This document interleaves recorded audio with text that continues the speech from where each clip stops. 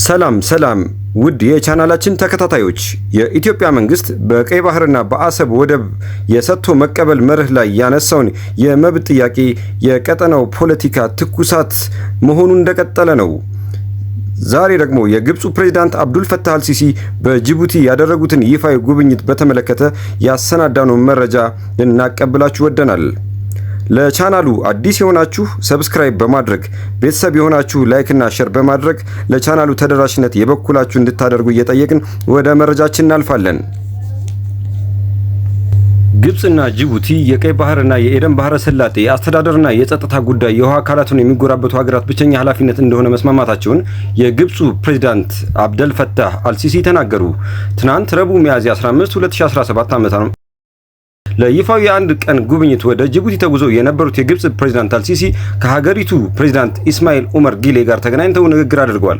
ሁለቱ መሪዎች ቀጠናዊ ጉዳዮች ላይ መነጋገራቸውን የገለጹት የጅቡቲው ፕሬዝዳንት ኢስማኤል በዚህ ንግግር የሶማሊያና ሱዳን ጉዳይ መነሳቱን ጠቅሰዋል።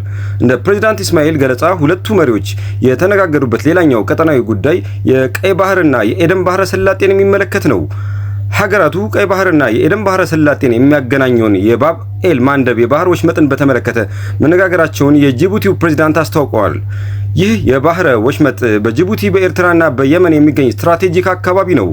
ሁለቱ ፕሬዝዳንቶች በዚህ የባህር ወሽመጥ የደህንነት ሁኔታ ላይ እንደተወያዩ ገልጸዋል። ወሳኝ የዓለም አቀፍ ንግድ መተላለፊያ በሆነው ቀይ ባህር ነፃ የባህር ንግድ እንቅስቃሴ እንዲኖር ለማስቻልና የባህሩን መረጋጋት ለማረጋገጥ የሚያደርጉት ትብብር ለማጠናከር እንደተስማሙም የጅቡቲው ፕሬዝዳንት ኢስማኤል አስታውቀዋል። የግብፅ ፕሬዝዳንት አብደል ፈታህ አልሲሲ በበኩላቸው ባደረጉት ንግግር አፍሪካ ቀንድና የቀይ ባህር ቀጠናዊ ወቅታዊ ሁኔታን በተመለከተ ከጅቡቲው ፕሬዝዳንት ጋር ሰፊ ውይይት ማድረጋቸውን ገልጸዋል። ሁለቱ ሀገራት በቀይ ባህር ላይ የሚያጋጥማቸው የጋራ ተግዳሮቶችን በተመለከተ ንግግር መደረጉም ተጠቅሷል። ፕሬዝዳንት አልሲሲ በንግግራቸው በወሳኝ የዓለም አቀፍ ንግድ መስመሮች ላይ የሚቃጣን ማንኛውም የደህንነትና በነጻነት የመጓዝ አደጋዎችን በማያሻማ ሁኔታ እንደምንቃወም አረጋግጠናል ሲሉ ከጅቡቲው ፕሬዝዳንት ጋር የተስማሙበትን ነጥብ አንስተዋል።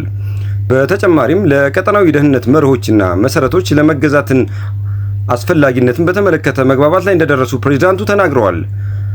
አልሲሲ ከጅቡቲው ፕሬዝዳንት ጋር ከስምምነት ላይ እንደደረሱ የገለጹት ሌላኛው ጉዳይ የቀይ ባህርና የኤደን ባህረ ሰላጤ አስተዳደር ጉዳዮችን የሚመለከት ነው። ሁለቱ መሪዎች ወሳኝ ዓለም አቀፍ የባህር ንግድ መተላለፊያ የሆኑትን የቀይ ባህርና የኤደን ባህረ ሰላጤ አስተዳደርና የደህንነት ጉዳይ የተጎራባች ሀገራቱ ብቸኛ ኃላፊነት እንደሆነ ከስምምነት ላይ መድረሳቸውን አስታውቀዋል። ግብፅ የቀይ ባህር አስተዳደር ጉዳይ የውሃ አካሉን የሚጎራበቱ ሀገራት ብቸኛ ኃላፊነት መሆኑን ስታነሳ ይህ የመጀመሪያው አይደለም።